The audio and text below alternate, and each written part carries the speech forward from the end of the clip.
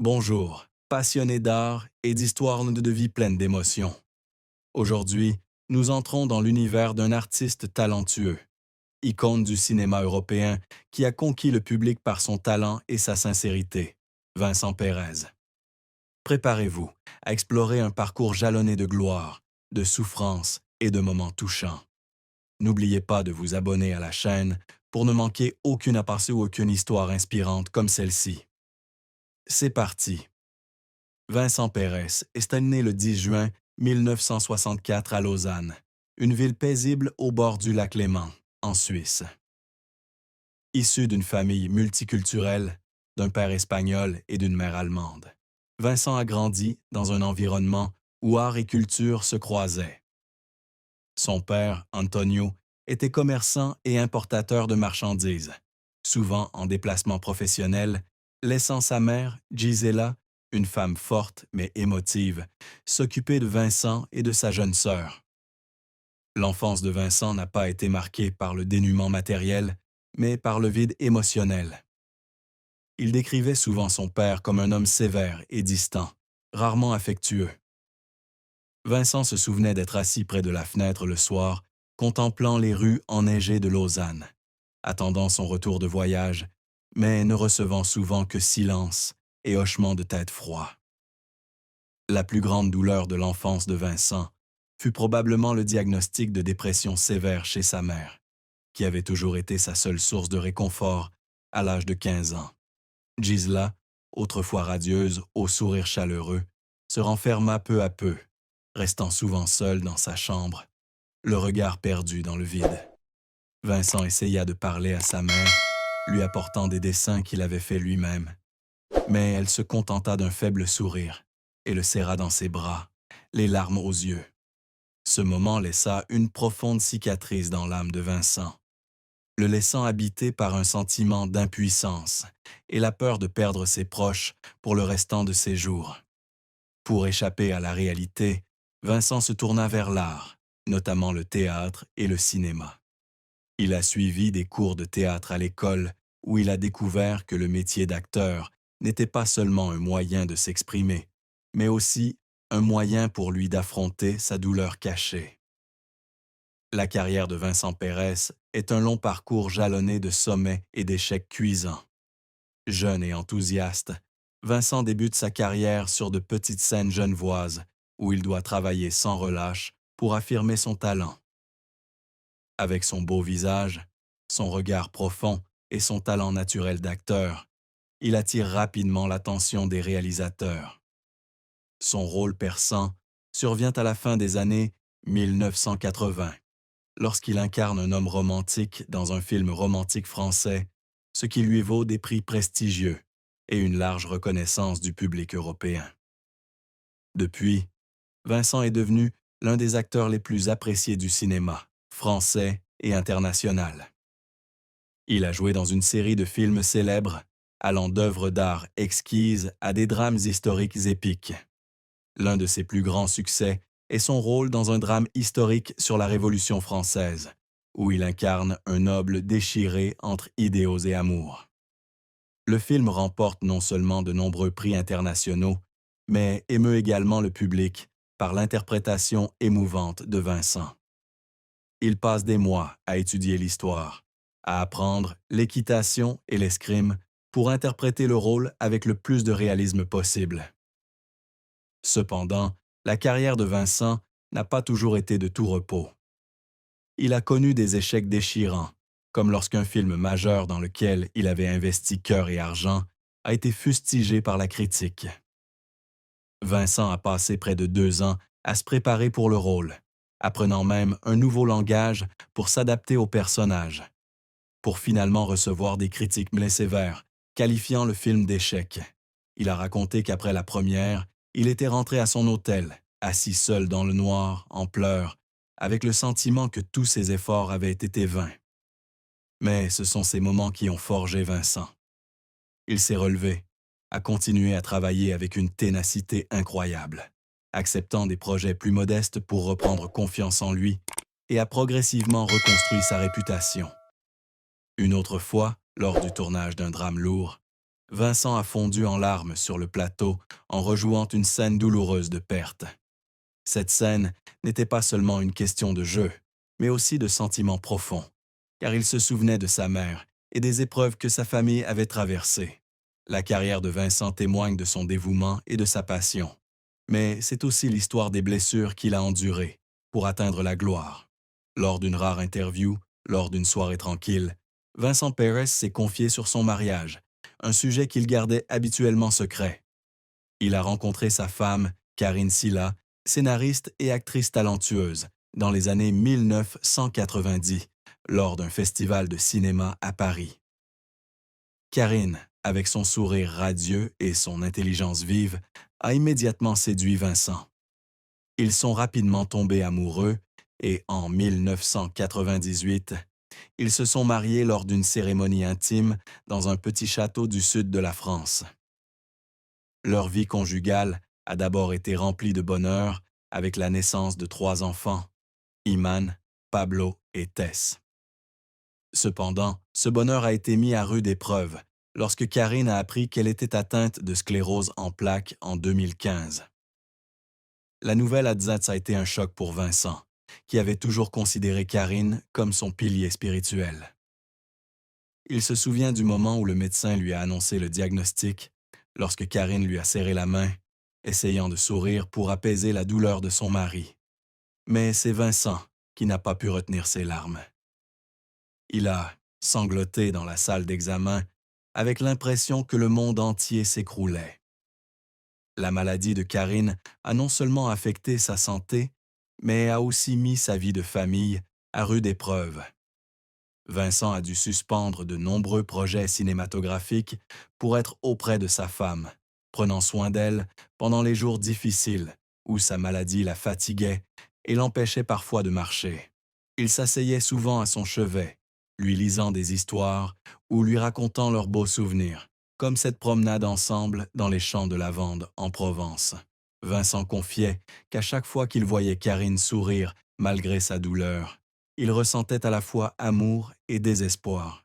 Et ses larmes n'étaient pas seulement dues à la maladie de sa femme, mais aussi à l'amour profond qu'il lui portait. La relation de Vincent et Karine est une histoire émouvante, faite de beaux moments mêlés à des moments d'ombre déchirants. Karine confiait un jour à Vincent, lors d'une soirée tranquille, qu'elle était chanceuse de l'avoir à ses côtés, même si leur vie n'était pas toujours facile. Elle avouait qu'il y avait des moments de solitude, notamment lorsque Vincent devait travailler loin de chez lui pendant de longues périodes pour le tournage. Ces voyages lui donnaient l'impression d'être abandonnée, et à un moment, elle a envisagé de se séparer pour se retrouver. Mais à chaque retour de Vincent, avec des accolades chaleureuses et des excuses sincères, elle réalisait que leur amour était plus fort que tous les défis. Vincent n'hésitait pas non plus à partager les moments d'ombre de leur mariage. Il avouait qu'il y avait des moments où il était trop absorbé par sa carrière, négligeant Karine et les enfants, la faisant se sentir perdue chez elle. Un jour, après une vive dispute concernant les absences constantes de Vincent, Karine quitta la maison pour quelques jours, emmenant Iman, Pablo et Tess avec elle chez sa mère. Vincent a raconté que c'était la pire période de sa vie, lorsqu'il a réalisé qu'il risquait de perdre la famille qu'il aimait le plus. Il a passé des heures à écrire une longue lettre à Karine, exprimant tous les sentiments qu'il n'avait jamais exprimés et la suppliant de revenir. À son retour, ils se sont assis et ont eu une conversation à cœur ouvert, se promettant de régler la situation ensemble. Vincent a commencé à refuser des projets de films pour passer du temps avec sa famille, affirmant que c'était la meilleure décision qu'il ait jamais prise. Malgré cela, il se sentait coupable d'avoir fait attendre Karine pendant des années, et il a essayé de se rattraper en étant un mari et un père plus dévoués. Vincent Pérez est connu comme l'un des acteurs et réalisateurs les plus célèbres du cinéma européen, fort d'une fortune considérable accumulée au cours de 3 décennies de dur labeur. Vincent possède plusieurs propriétés de valeur, dont un appartement de luxe à Paris, une villa sur la Côte d'Azur avec vue sur la Méditerranée, et une maison de vacances en Toscane, en Italie, où lui et Karine emmènent entièrement souvent leurs enfants en vacances d'attente d'été. Il possède également une collection de voitures de collection, dont une Porsche 911 classique qu'il adore. Vincent a également investi dans un petit studio de production cinématographique à Paris, où il soutient des projets de films indépendants et encourage les jeunes talents. Sa fortune est estimée à plusieurs dizaines de millions d'euros. Mais Vincent a toujours gardé une attitude modeste face à sa fortune, affirmant que l'argent n'était qu'un moyen pour lui de subvenir aux besoins de sa famille et de satisfaire sa passion pour l'art.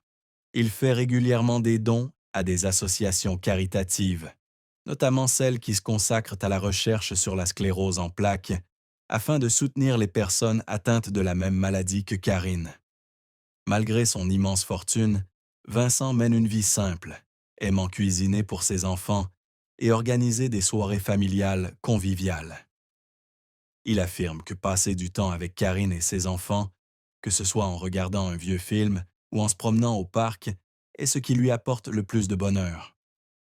La famille de Vincent, y compris ses enfants et sa sœur, parle toujours de lui avec respect et amour, mais ne cache pas sa douleur lorsqu'elle évoque les difficultés qu'il a traversées. Sa sœur, Claudia, confie que son frère a toujours été le plus fort de la famille, essayant toujours de cacher ses émotions pour protéger ses proches. Lorsque leur mère, Gisela, décéda en 1995 après des années de dépression, Vincent prit tout en charge, des funérailles au réconfort de sa sœur et de son père. Claudia raconta que Vincent ne la laissait jamais le voir pleurer, mais qu'elle le trouva un jour assis seul dans sa chambre, tenant une photo de sa mère et pleurant en silence. Les enfants de Vincent, Iman, Pablo et Tess, racontèrent également que leur père était un homme dévoué, habité par une tristesse secrète. Iman, la fille aînée de Vincent, se souvient de lui assis au chevet de leur mère, racontant des histoires à la famille pour apaiser la douleur de Karine. Pablo, le cadet, raconta que son père avait un jour confié qu'il aurait aimé passer plus de temps avec sa mère lorsqu'elle était en bonne santé, et que cela lui avait profondément blessé. Tess, la cadette, raconta que son père essayait toujours de faire rire les gens, mais qu'elle voyait la tristesse dans ses yeux, surtout lorsqu'il mentionnait sa mère ou Karine. La famille de Vincent a également révélé qu'il se rendait souvent sur la tombe de sa mère et y passait du temps seul, cherchant réconfort et pardon pour ses erreurs. Ils ont expliqué que Vincent s'efforçait toujours d'être fort, mais qu'au fond, il portait de nombreuses blessures qu'il ne voulait jamais partager avec qui que ce soit. La fin de Vincent Pérez fut un chapitre tragique, mais aussi porteur de profondes significations sur l'amour et le sacrifice. Après le décès de Karine en 2020, Vincent semblait avoir perdu une partie de son âme. Il continua à travailler, réalisant et jouant dans plusieurs films, mais ses proches remarquèrent qu'il n'avait plus le même sourire éclatant. Vincent commença à vivre une vie plus retirée, passant le plus clair de son temps dans sa maison de la Côte d'Azur, où Karine et lui partageaient de doux souvenirs. Il s'asseyait souvent au bord de la plage, contemplant les vagues et se remémorant les jours heureux avec sa femme et ses enfants. Dans une interview accordée à la fin de sa vie, Vincent confia avoir toujours caché sa tristesse face à la perte de Karine, ne voulant pas que le public voie un Vincent faible. Mais il avoua ne jamais vraiment avoir surmonté cette douleur. Il révéla également un secret dont il parlait rarement. Il s'est toujours senti indigne de l'amour de son public, pensant avoir échoué à protéger ceux qu'il aimait le plus. Dans ces dernières années, Vincent consacra son temps à l'écriture d'une autobiographie dans laquelle il racontait les joies, les peines et les leçons que la vie lui avait enseignées. Il écrivait que la vie était une succession de moments précieux et que son seul regret était de ne pas avoir passé suffisamment de temps à aimer et à apprécier les personnes importantes de sa vie. Vincent s'éteignit un matin d'été de 2025 dans sa maison de la Côte d'Azur, entouré des souvenirs de Karine et des photos de famille. Sa disparition laissa un immense vide dans le cœur de son public et de sa famille. Mais son héritage, ses performances émouvantes, ses films inspirants et son amour inconditionnel pour son art et sa famille vivra à jamais dans le cœur de ceux qui l'aimaient, cœur de ceux qui l'aimaient, cœur de ceux